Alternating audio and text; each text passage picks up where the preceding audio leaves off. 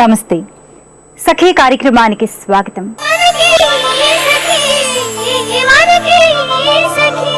స్త్రీలలో ఎక్కువ మందికి ఆత్మ న్యూనత ఉంటుంది. నేను ఈ పని చేయలేను, ఆ పని చేయలేను అంటుంటారు. 10 మందిలోకి వెళ్లి మాట్లాడాలంటే భయం, ఏదన్నా కొత్త పనిని ప్రారంభించాలంటే బిడియం, ఇల్లు దాటి బయటకు వెళ్లాలంటే సిగ్గు, తల్లిదండ్రులతో భర్తతో తన అభిప్రాయాలను అభిరుచులను ఖచ్చితంగా చెప్పాలంటే వెనకడుగు. ఇలాంటి లక్షణాలున్న మహిళలు మనకు తరచూ కనిపిస్తూనే ఉంటారు. ఇది మహిళలకు స్వతహాగా వచ్చింది కాదు. వాళ్ళు పుట్టి పెరిగిన వాతావరణం, తల్లిదండ్రులు పెంచిన తీరును బట్టి ఉంటుంది. అందుకని వీటి నుంచి బయటపడడం పెద్ద కష్టమేమీ కాదు. బయట పడకపోతేనే కష్టం. నేటి సమాజంలో స్త్రీ ముందుకు వెళ్లలేదు. ఎక్కడ వేసిన గొంగడి అక్కడే ఆగిపోయినట్లు ఆగిపోతారు. అందుకే మహిళ ఆత్మవిశ్వాసంతో ముందుకు అడుగు వేయాలి. ఇంటా బయట అన్నింటినీ చక్కబెట్టుకునే నైపుణ్యాన్ని అలవర్చుకోవాలి. స్త్రీలలో ఆత్మవిశ్వాసం ఎలా పెంచుకోవాలో చెప్పుకునే ముందు ఈ కార్యక్రమం చూద్దాం.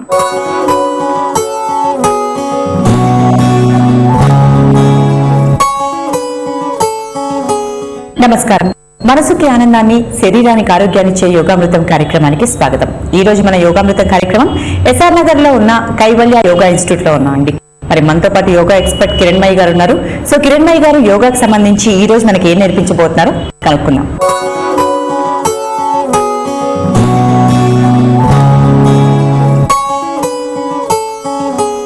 నమస్కారం కిరణ్మయి గారు. నమస్కారం అండి. కిరణ్మయి గారు, ఈ రోజు మా సభలో యోగాకి సంబంధించి ఏం తెలియజేయబోతున్నారు? ఇవాళ నించుని ఆసనంలో ఒక పార్శ్వ కోణాసనం నేర్చుకుందామండి. ఓకే, నిల్చొని చేసే ఆసనం. అది నించుని చేసే ఆసనం. ఓకే, దానిలో మనం 2 వేరియేషన్స్ నేర్చుకుందాం. అంటే ఫ్లెక్సిబుల్ గా ఉండని వాళ్ళకి కొంతవరకు ఇబ్బంది ఉంటుంది. అది ముందుగా ఎలా ప్రాక్టీస్ చేయాలి, తర్వాత ఫైనల్ పోస్చర్ ఎలా చేయాలి, అది 2 వేరియేషన్స్ నేర్చుకుందాము. ఏ పేరు?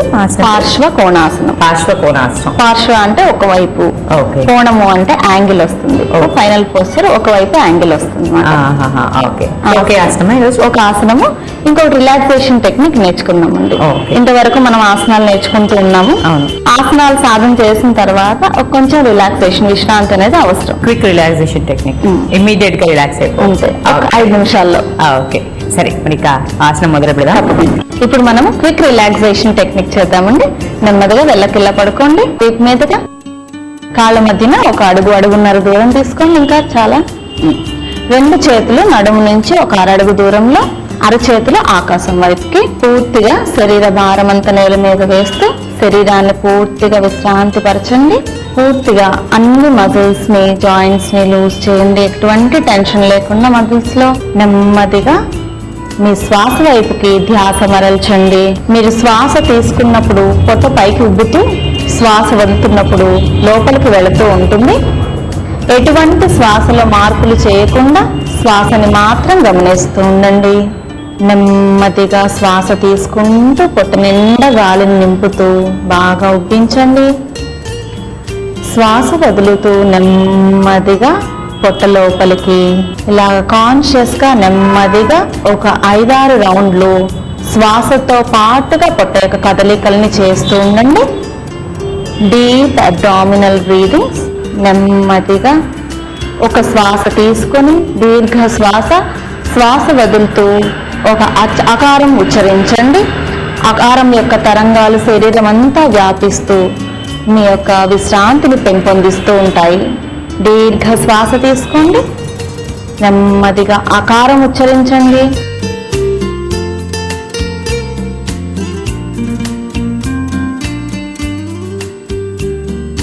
నెమ్మదిగా కాలి వేళ్ళని, చేతి వేళ్ళని కదుపుతూ విశ్రాంతిలోంచి బయటికి రావడానికి ప్రయత్నించండి. నెమ్మదిగా కాళ్ళని దగ్గరికి తీసుకొని 2 చేతులని కొంచెం రాపిడి తీసి చేయండి. 2 అరచేతులు రబ్ చేయండి.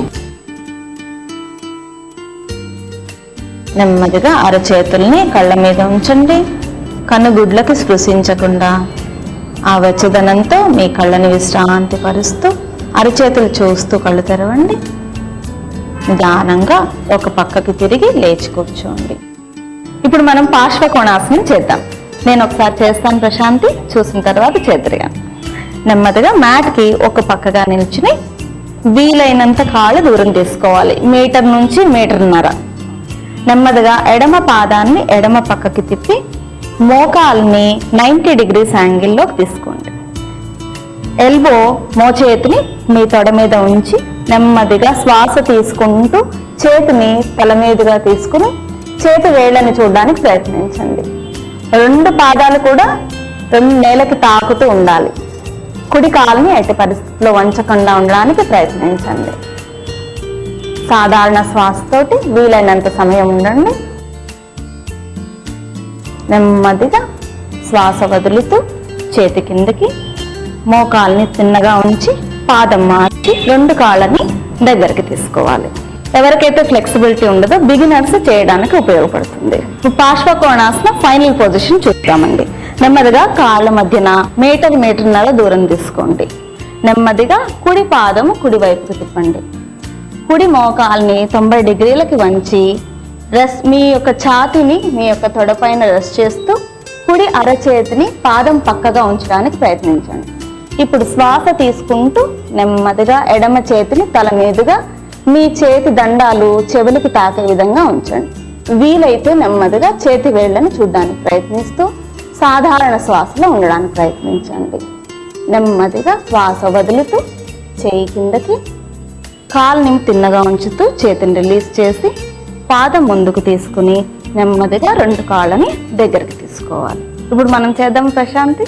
ముందు సగం చేద్దాము వీలుగా ఉండేలాగా, తర్వాత ప్రాక్టీస్ చేసిన తర్వాత పూర్తిగా చేద్దాం. ఒక పక్కకు వచ్చేసేయండి మ్యాట్కి. నెమ్మదిగా కాళ్ళు దగ్గరగా తీసుకోండి. 2 కాళ్ళ మధ్యన 1 మీటర్ నుంచి మీటర్న్నర దూరం తీసుకోండి. మీకు వీలైనంత నెమ్మదిగా కుడి పాదము కుడి పక్కకు తిప్పండి. కుడి కాలు మోకాలు దగ్గర నుంచి 90 degrees వరకు వంచి మీ మోచేతిని తొడ కండరాల పైన ఉంచండి. నెమ్మదిగా ఎడమ చేతిని శ్వాస తీసుకుంటూ తల మీదుగా పైకి తీసుకోండి. మీ చేయి చెవికి తాకుతూ ఉండాలి. చేతి వేళ్ళని చూడడానికి ప్రయత్నించండి. నెమ్మదిగా శ్వాస వదులుతూ ఎడమ చేతిని తొడ మీదకి తీసుకోండి. కుడి కాలుని తిన్నగా ఉంచండి. పాదాన్ని ముందుకు మరల్చుతూ 2 కాళ్ళు దగ్గరగా తీసుకోండి. ఇప్పుడు పూర్తిగా చేద్దాం పార్శ్వకోణాసన ఫైనల్ పొజిషన్. మరోవైపు చేద్దాం. ఆ పక్కకు వెళ్ళిపోండి. 2 కాళ్ళ మధ్యన మళ్ళీ మీరు 1 మీటర్ నుంచి మీటర్న్నర దూరం తీసుకోండి. వీలైనంత వరకు ఎడమ పాదము ఎడమ పక్కకు పూర్తిగా తిప్పండి. కుడి పాదం కొంచెం స్ట్రైట్ చేసుకోండి ముందుకి. నెమ్మదిగా ఎడమ కాలు పూర్తిగా 90 degrees వరకు ఉంచండి. మీ ఛాతీని మీ తొడ మీద రెస్ట్ చేస్తూ ఎడమ అరిచేతిని పాదం పక్కగా ఉంచండి. నెమ్మదిగా శ్వాస తీసుకుంటూ కుడి చేతిని నెమ్మదిగా తల మీదుగా పైకి తీసుకోండి. మీ బైసెప్స్ ఇయర్కి టచ్ అవుతూ ఉండాలి. వీలైతే మీ చేతిని చూడడానికి, చేతి వేళ్ళని చూడడానికి ప్రయత్నించండి. 15 కౌంట్స్ ఉందాము. 1 2 3 4 5 6 7 8 9 10 11 12 13 14 15. నెమ్మదిగా శ్వాస వదులుతూ కుడి చేయి తొడ మీదకి తీసుకోండి. ఎడమ కాలుని స్ట్రైట్గా చేయండి. నెమ్మదిగా పాదాన్ని ముందుకు తీసుకుని 2 కాళ్ళు దగ్గరగా తెచ్చుకోండి. ఆసనం చేయడం వలన మీ శరీరంలో కలిగే మార్పులను గమనించండి. సో క్విక్ రిలాక్సేషన్ టెక్నిక్ చూపించారు. నిజంగా చాలా రిలాక్స్డ్గా అనిపించింది. దీనివల్ల నిజంగా బెనిఫిట్స్ ఉంటాయండి. ఎందుకంటే మనం రిలాక్సేషన్ అనేది 6 hours కూడా పడుకుంటాం కదా. సో వాటికి ఏం డిఫరెన్స్ ఉంటుంది? ఇది మీరు డిఆర్టీ డీప్ రిలాక్సేషన్ టెక్నిక్ తీసుకున్నారనుకోండి, మనం ఒక అరగంట నుంచి గంట సేపు చేస్తే 5-6 గంటలు నిద్రపోయిందంతా సమానం. ఎందుకంటే ఇది కాన్షియస్ స్లీప్. అక్కడ మెలకువగా ఉండం, ఇక్కడ మెలకువగా ఉంటూ మన పూర్తి అవేర్నెస్ ని శ్వాస పైన గానీ అవయవాల పైన గానీ తీసుకెళ్తాం. అందువలన దీనిలో రిలాక్సేషన్ ఎక్కువగా ఉంటుంది. మీరు 5 నిమిషాలు రిలాక్సేషన్ తీసుకున్న గంట సేపు నిద్రపోయి లేస్తే ఎంత ఫ్రెష్ గా ఉంటారో అలా ఉంటుంది. ఓకే. సో ఆసనాలు వేసిన వెంటనే అలా గబగబా హరిబరిగా వెళ్ళిపోకుండా కంపల్సరీ ఈ రిలాక్సేషన్ అనేది ఉండాలి ప్రతి ఒక్కరికి అంటారు. సూపర్. సో ఈ రోజు మీరు చక్కటి ఆసనంతో పాటు క్విక్ రిలాక్సేషన్ టెక్నిక్ కూడా మా సకులకు నేర్పించారు. సో ఇలాంటి ముందు కూడా మేము ఎక్స్పెక్ట్ చేస్తున్నాం మీ నుండి. ధన్యవాదాలండి. స్త్రీ ముందుగా తనను తాను నమ్మాలి, తనను తాను విశ్వసించాలి, తన బలం బలహీనత ఏమిటో ఖచ్చితంగా తెలుసుకోవాలి. నాకు తెలివితేటలు లేవు, నేను ఏ పని చేయలేను అనే ఆలోచనలకు స్వస్తి పలకాలి. ఆత్మ న్యూనతను అధిగమించాలి, నమ్మకంతో ముందుకు వెళ్ళాలి. నేను మంచిదానిని, నాకు కల్లా కాపటం తెలీదు, ఇలాంటి ఆలోచనలు పెంపొందించుకోవాలి. చేసే ప్రతి పనిలో ఆశావహ దృక్పథం ఉండాలి. విజ్ఞానాన్ని పెంచుకోవాలి. నిరాశావాదాన్ని పూర్తిగా వదులుకోవాలి. మిమ్మల్ని మీరు ఎప్పటికప్పుడు నిత్య నూతనం చేసుకోవాలి. అసలు మిమ్మల్ని మీరు ఏ దృష్టితో చూస్తారో మీ చుట్టూ ఉన్న ప్రపంచం కూడా మిమ్మల్ని అదే దృష్టితో చూస్తుంది. మీరు తక్కువ అనే భావన మీలోకి రాకుండా చూసుకోవాలి. ఇదే విషయం గురించి ఇంకా మాట్లాడుకుందాం ఈ కార్యక్రమం చూశాక.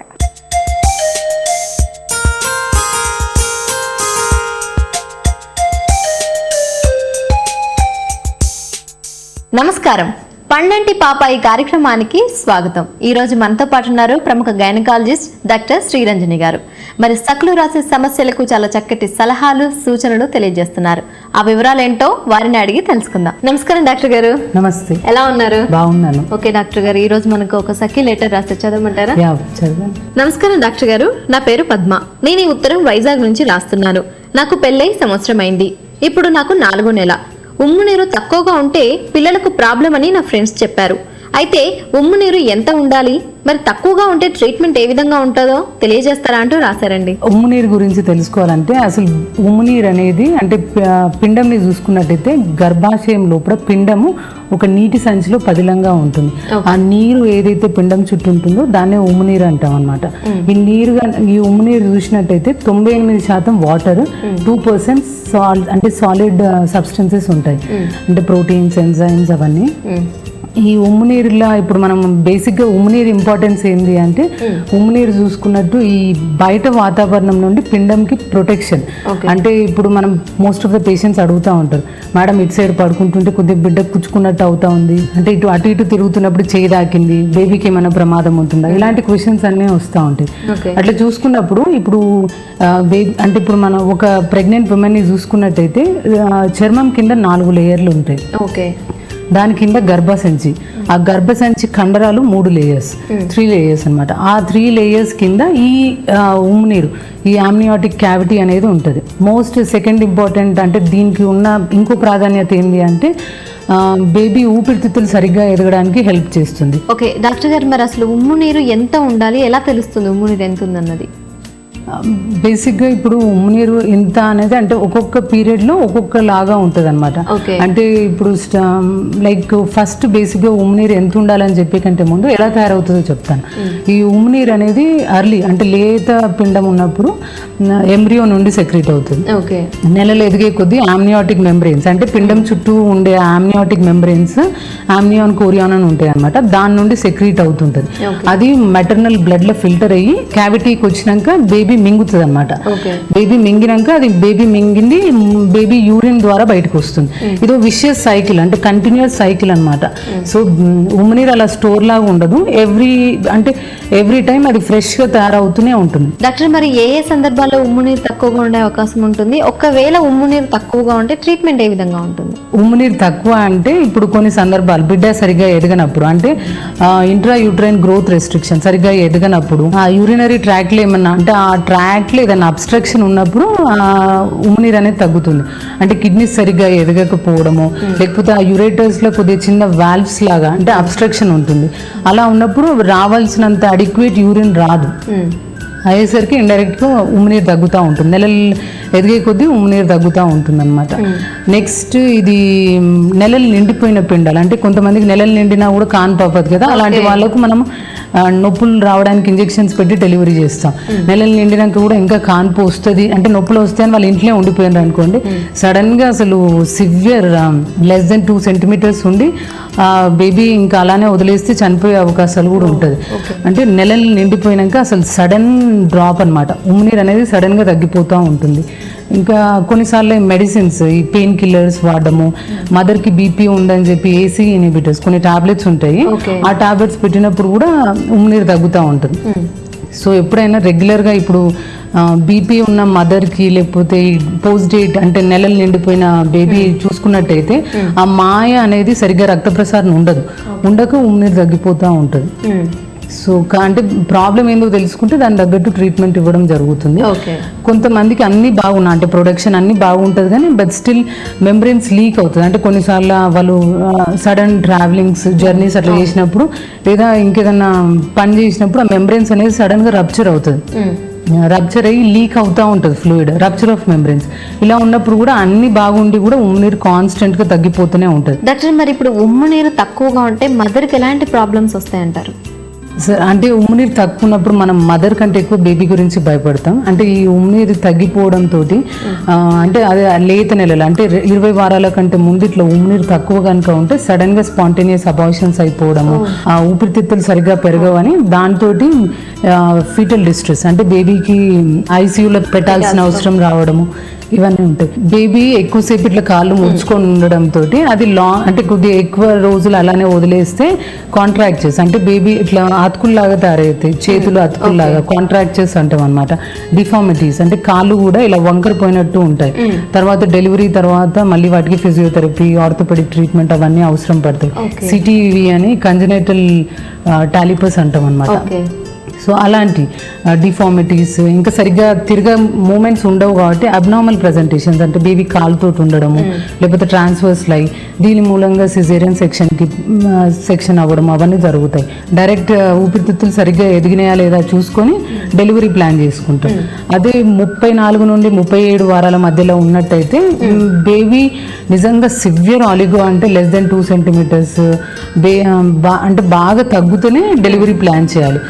స్టిరాయిడ్స్ అంటే బేబీ ఊపిరితిత్తులు సరిగ్గా ఎదగడానికి స్టిరాయిడ్స్ ఇచ్చి దాని తర్వాత డెలివరీ ప్లాన్ చేస్తాం. అంటే పర్వాలేదు మీడియం అంటే 5 to 7 సెంటీమీటర్స్ ఉన్నట్టయితే కొన్ని రోజులు ఇంకా బేబీని లోపలనే అంటే మానిటరింగ్ అనమాట, బేబీ సరిగ్గా ఉందా లేదా అని సీరియల్ అల్ట్రాసౌండ్స్, బేబీకి రక్త ప్రసరణ బాగుందా లేదా అని స్కానింగ్స్ చేసుకుంటా మంచి అంటే ప్రాబ్లం ఏం లేనంత వరకు పొడిగించి 37 వీక్స్ అవ్వగానే డెలివరీ ప్లాన్ చేయాలి. 34 వీక్స్ అప్పుడు ఈవెన్ మెంబ్రెయిన్స్ లీక్ ఇట్లా ఏమన్నా ఉంటే మాత్రం మనం పోనీ 37 వీక్స్ దాకా ఆగే పరిస్థితి ఉండదు. కాన్స్టెంట్ లీక్ తోటి మదర్ కి ఇన్ఫెక్షన్స్ వచ్చి బేబీకి కూడా ఇన్ఫెక్ట్ అయ్యే సెప్సిస్ లో పోయే అవకాశాలు ఉంటాయి.